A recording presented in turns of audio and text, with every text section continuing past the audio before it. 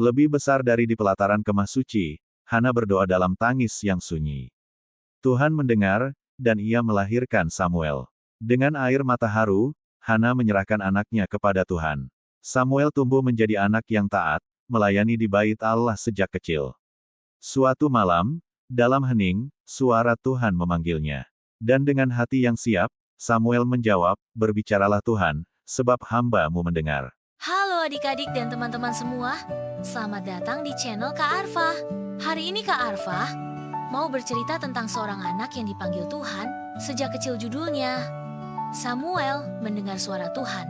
Yuk, siapkan hati dan telinga, karena kisah ini akan mengajarkan kita bagaimana mendengarkan suaranya dengan taat dan setia. Samuel dipanggil Tuhan, suara ilahi di malam yang sunyi. Di sebuah rumah sederhana, seorang perempuan bernama Hana menundukkan wajahnya dalam-dalam, menahan air mata yang tak lagi bisa dibendung. Tahun demi tahun ia menunggu, namun kandungannya tetap kosong. Tak henti-hentinya orang mencemoohnya. Bahkan istri lain dari suaminya, Elkana, sering membuat hatinya pedih. Namun Hana tidak membalas dengan kemarahan. Ia datang ke rumah Tuhan, sujud di hadapannya, dan berdoa dari kedalaman jiwanya.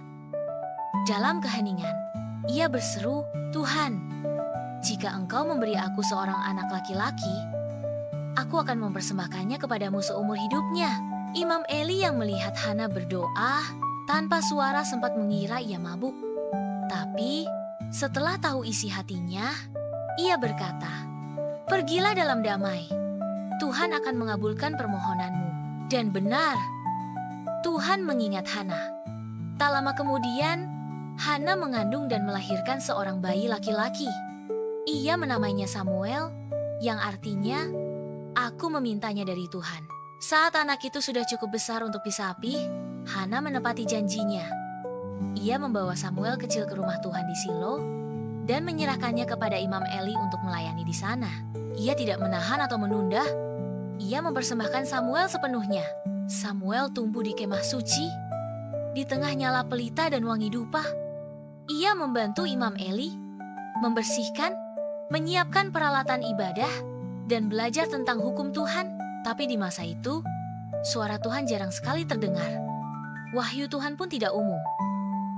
Suatu malam, saat lampu bait Allah belum padam, dan Samuel sedang tidur di dekat tabut Allah, tiba-tiba terdengar suara, "Samuel, Samuel."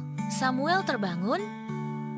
Ia langsung berlari ke kamar Eli dan berkata, "Ya, Bapak memanggil aku?" Eli menjawab, "Aku tidak memanggilmu. Tidurlah kembali." Hal itu terjadi lagi. Dan lagi, baru pada kali ketiga, Eli menyadari ini bukan suara manusia. Ini suara Tuhan. Eli pun menasihati Samuel, "Jika suara itu memanggilmu lagi, katakanlah, 'Berbicaralah, Tuhan, sebab hamba-Mu mendengar.'" Dan benar, saat malam makin sunyi dan dunia tertidur lelap, suara itu datang lagi. "Samuel, Samuel."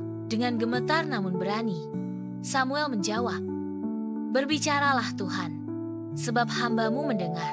Untuk pertama kalinya dalam hidupnya, Samuel mendengar suara Tuhan langsung. Dan sejak saat itu, Tuhan berbicara kepadanya, membimbingnya, dan menjadikannya nabi besar bagi umat Israel. Kisah Samuel adalah tentang telinga yang mau mendengar dan hati yang mau taat. Tuhan masih memanggil hari ini bukan dengan suara guntur, tapi dengan bisikan dalam hati yang mau mendengar. Maukah kamu seperti Samuel yang berkata, "Berbicaralah Tuhan, sebab aku mendengar"?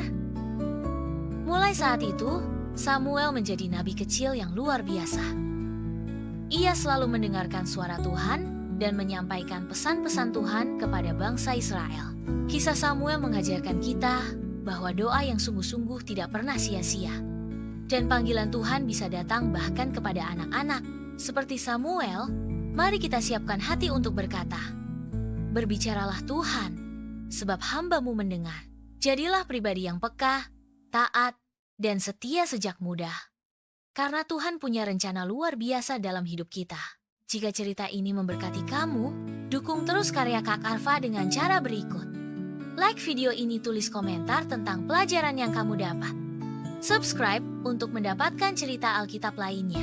Bagikan ke teman dan keluarga, agar semakin banyak yang diberkati. Channel Kak Arfa, tempat di mana cerita Alkitab hidup dan menyentuh hati.